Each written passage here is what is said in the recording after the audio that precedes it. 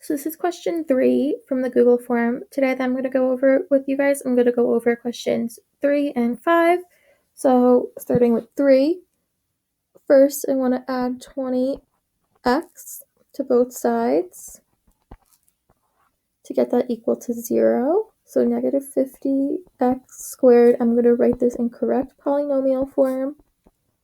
Minus 2 equals 0.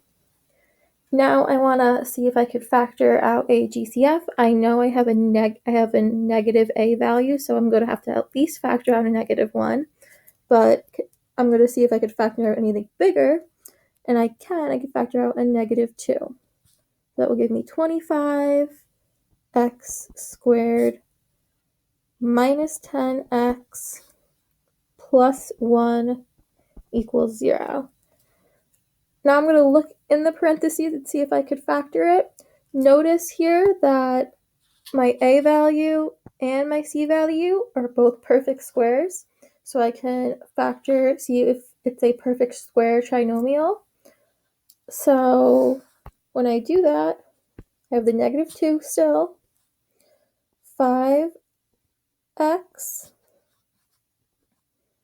and 5x, and then 1 and 1.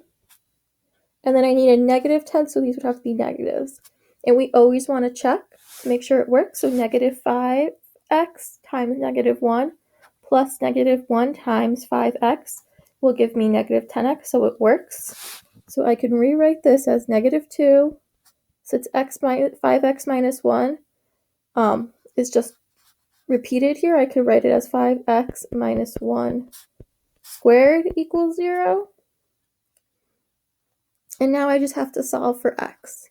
So I'm going to write this as negative 2 equals 0, which I'm just going to cross out because that doesn't give us anything.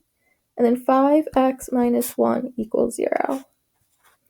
Add 1 to both sides, and we get 5x equals 1. Divide by 5, and we get x equals 1/5. So that is your answer. Here we only get one solution for x. So when that is 1/5. Okay, we're going to move on to question number 5 now.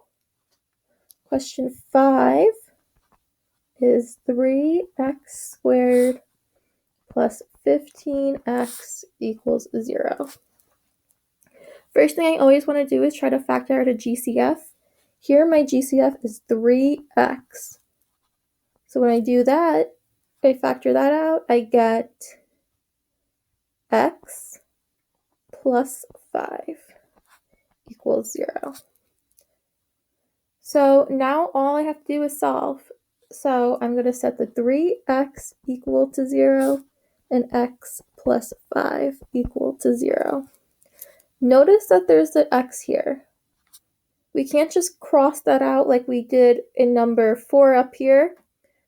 We were able to just cross that negative 2 equals 0 out because there was no x.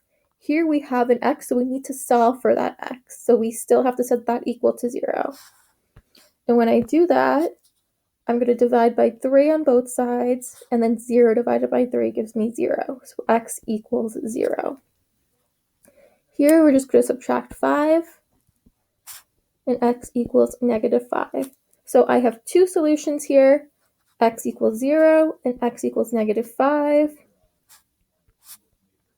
So you have to make sure to write both of those solutions as your answer.